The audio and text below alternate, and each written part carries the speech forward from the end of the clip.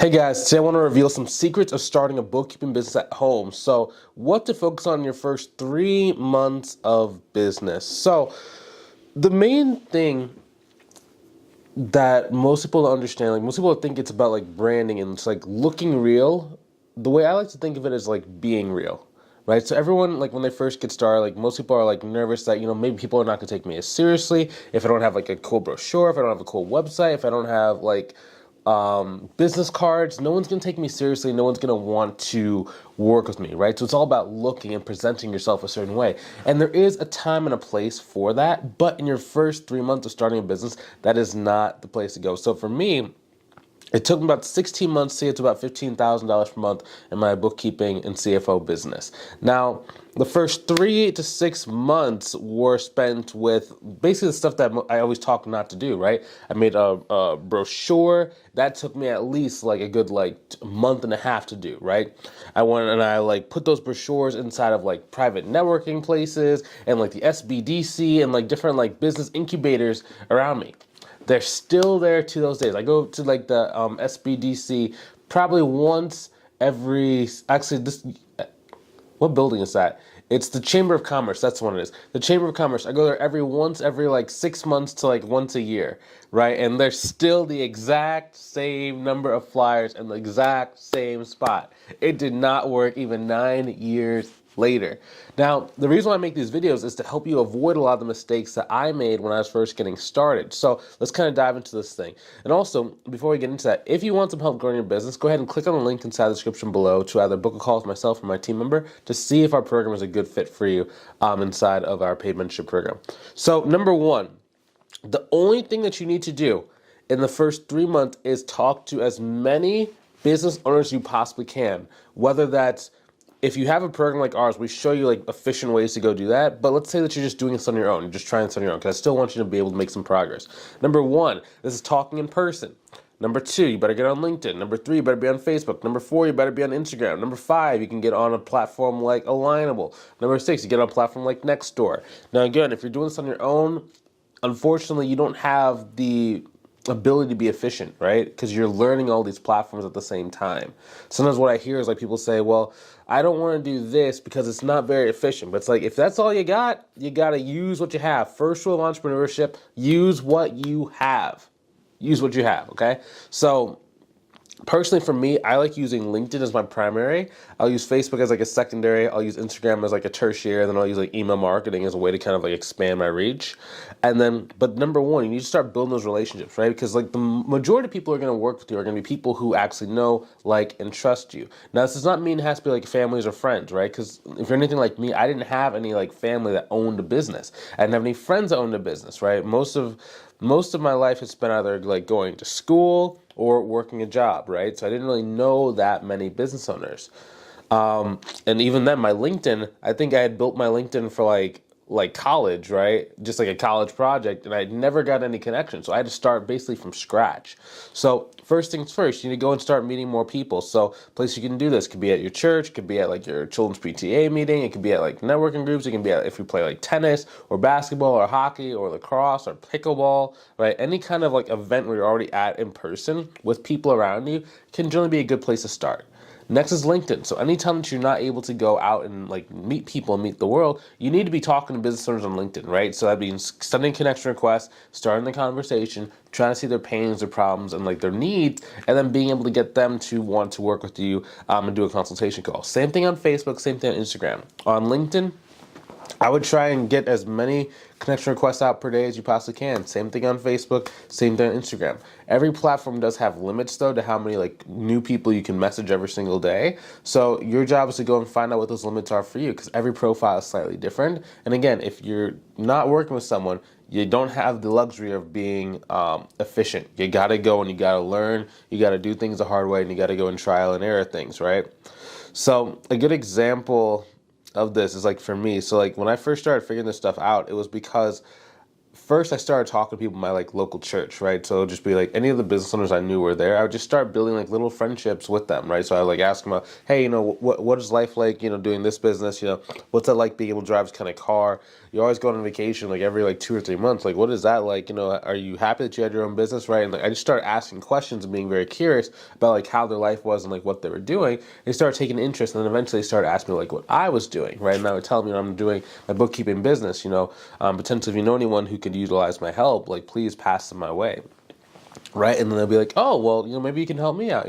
We're in between bookkeepers right now. Maybe you can, help me out because my office assistant kind of does the books, but she's not very good at it. She likes doing more like medical billing instead. So we're looking for someone that can help her out in that regard. So cool, easy first client. Same thing with like I do like salsa dancing. So the salsa dance classes, like I would get clients too. Like there would be like a gym owner. There'd be people that like own like photography studios. Just a lot of different people.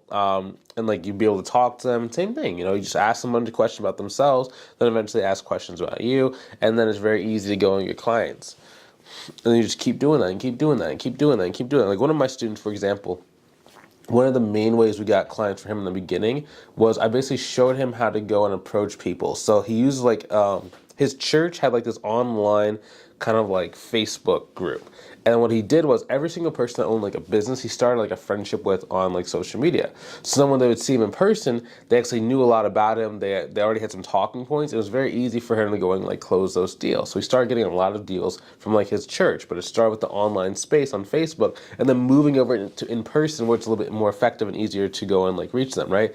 It took him probably, I think about like 4 months to get to about, believe it was like $9,000 a month in about 4 months, right? So way faster than what it took me to get there.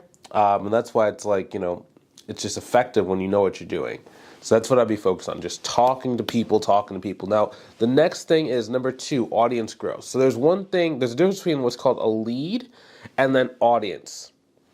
Okay, a lead is generally someone who you're only talking to for the sake of getting them as a client, right? So they opt into something, like maybe they like fill out a form on your website saying they're looking and interested in like bookkeeping services. That's a lead, right? Audience is someone that maybe it was a lead at first, but now has some sort of affinity towards you. So maybe they like you, they like what your brand stands for, they like that you've been doing this for X amount of months.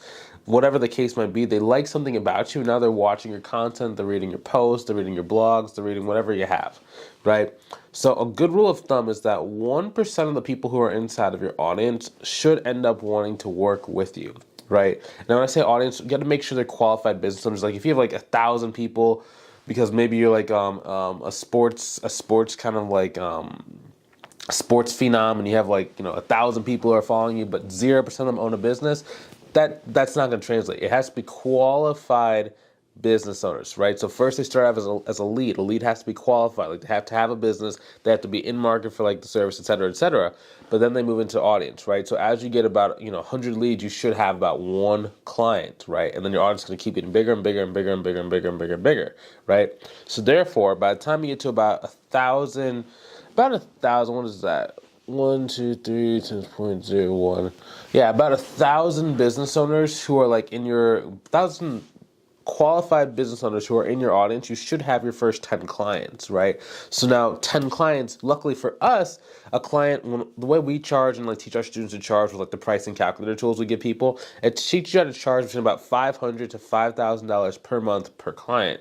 So on the low end, that could be $5,000 per month. On the high end, it can be $50,000 per month. It just depends on like the structure XYZ and like when you start or when you stop. So let's say that you got like 2 clients for like $5,000 a month. Okay, so you only need 2 clients, you're at $10,000 a month. Most people aren't gonna like keep going unless their goal is like to get to like 15 or 20 grand per month.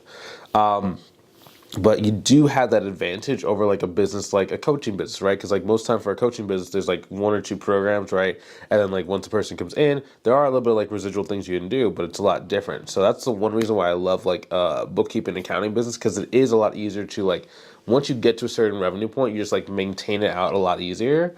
So that's one thing that I really like about that. So a good example of that would be like JT. So when JT was first getting started, he actually had 300 Basically, we started a new profile, like a new Facebook profile for him, and by the time he had like 300 friends on Facebook, he already was at about $13,119 per month, right? So that took about 5 months to get there.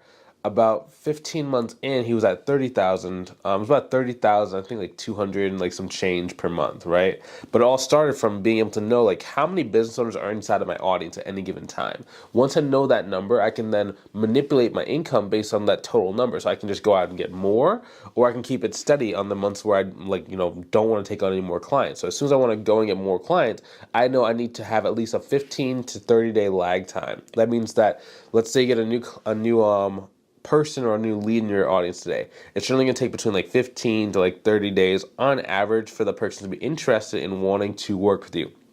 Now, that is not counting people who are like what I call flash consultation calls. That means the person, like a flash consultation call is like when a person has been looking for the service, they just don't really know exactly who to turn to or who to trust. So just by showing up, you're automatically going to get the client, right? That's going to happen, but I don't like building my business around those flash consultation calls because it's very unpredictable, the timing and like who's going to need that. So it's kind of like shooting like a shotgun.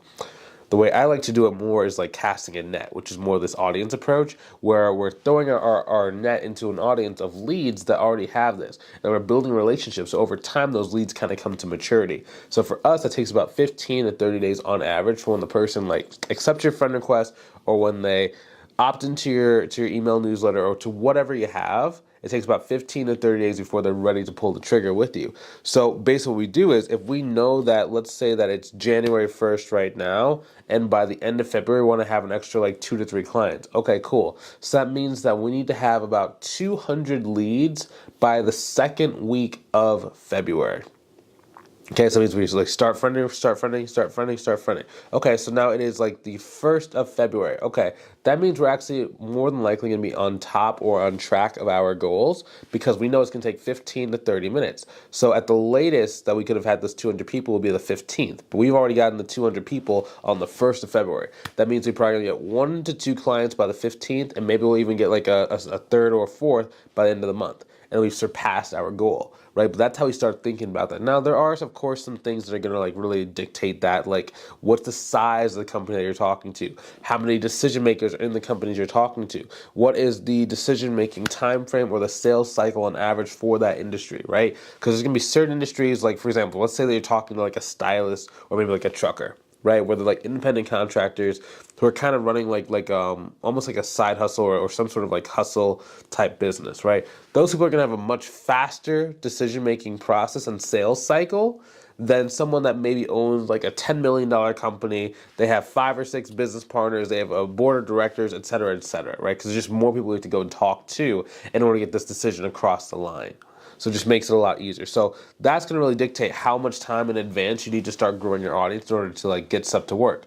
But going back to the 1% rule, you got to be able to know how many business owners are inside of your audience at any given time. Once you can do that number, and once you know that number, you can then start manipulating. Because oftentimes what happens is like most people, like they might have like, we'll say 100 people in their friends list, but only like one person owns a business.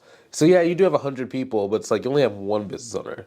It's very hard to get out of one out of one. That's 100% conversion rate. Most people don't do that in their life, right? So you got to start building that number up however you can. Now, if you want some help building these numbers, if you want some help being able to hit your KPIs and knowing exactly what to expect so you don't have to make the mistakes or go through all the uncertainty that comes with like starting a business, go ahead and click on the link inside the description either above or below the video. I'd love to invite you to see if you qualify for our mentorship program. Now, not everyone qualifies, okay? I only make offers to people who I think I can actually help because this is a 6 to 12 month coaching mentorship program. I do not like working with people who I don't know or I do not think I can help, because if you can't help them, you're dealing with them for the next 6 to 12 months, and it's just a headache. So if I see there's a path for us to be able to help you out, if I see that, okay, this person is a sure win, we know that if this person wants to pay us any amount of dollars, right, we're going to be able to go get a return on their investment very, very quickly, and then we're going to have a really positive relationship for the rest of their life. That's people we're looking for inside this mentorship program. And again, not everyone is going to fit that kind of mold or that fit that criteria. So if you want to go and see if you qualify, see if you're the best fit for our help, go ahead and click on the link inside the description either above or below the video. Book a call with us, see if we can help you out. I'll talk to you soon. I'll see you on the call. Have a good rest of your day.